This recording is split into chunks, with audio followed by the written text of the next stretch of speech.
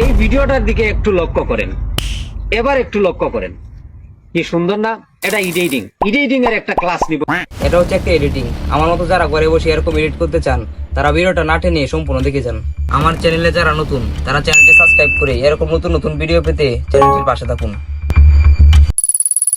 প্রথমে আমরা মোবাইল স্ক্রিনে গিয়ে ক্যাপকাট অ্যাপটি ওপেন করব। ক্যাপকাট অ্যাপটি ওপেন করার পর আমরা ভিডিওর পেছনে যেই ব্যাকগ্রাউন্ডটি ব্যবহার করব গ্যালারি থেকে সেই ব্যাকগ্রাউন্ডটি সিলেক্ট করব। যেহেতু আমরা ভিডিওটা ইউটিউবে আপলোড করব এজন্য আমরা ভিডিওর ব্যাকগ্রাউন্ডটা ইউটিউবে সাইজ করে নেব। আমরা ব্যাকগ্রাউন্ডটা ইউটিউবের সাইজ 16.9 সিলেক্ট করব। ইউটিউবে সাইজ করার পর আমাদের ভিডিওর ব্যাকগ্রাউন্ডটা আমাদের ইচ্ছা অনুযায়ী ছোট বড় করে নিব। এখন আমরা যেই ভিডিওটা শুট করে রেখেছি সেই ভিডিওটা অ্যাড ওভারলিতে গিয়ে আমরা গ্যালারি থেকে অ্যাড করে নিব।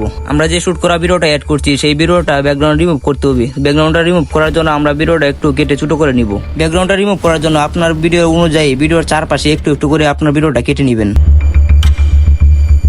ভিডিওটা কেটে নেওয়ার পর এখন আমরা ভিডিওর ব্যাকগ্রাউন্ডটা রিমুভ করব। তো ব্যাকগ্রাউন্ডটা রিমুভ করার জন্য আমাদের রিমুভ ব্যাকগ্রাউন্ডের উপর ক্লিক করতে হবে। ব্যাকগ্রাউন্ডটা রিমুভ হয়ে যাওয়ার পর আপনার ভিডিওটা ব্যাকগ্রাউন্ডের উপর সাইজ মতো বসিয়ে দিবেন। আপনার ভিডিওটা ইন্টারেস্টিং হওয়ার জন্য আপনার ভিডিওতে কিছু লাইট অ্যাড করতে হবে।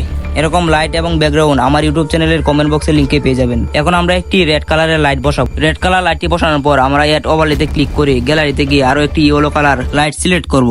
লাইটটি আনার পর আপনার ভিডিও অনুযায়ী আপনি লাইটটি বসিয়ে দিবেন। লাইটটি বসানোর পর আপনারা দেখতেই পাচ্ছেন ভিডিওটা আগের তুলনায় এখন কতটা ইন্টারেস্টিং দেখাচ্ছে। লাইটগুলো বসানোর পর মোটামুটি কিন্তু একটা সেটআপ চলে আসছে। এখন কথা বলার জন্য গ্যালারি থেকে একটি মাইক্রোফোন অ্যাড করতে হবে। মাইক্রোফোনটি নেওয়ার পর মাইক্রোফোনটি ছোট বড় করে আপনার মুখের সামনে মাইক্রোফোনটি মিলিয়ে নেবেন।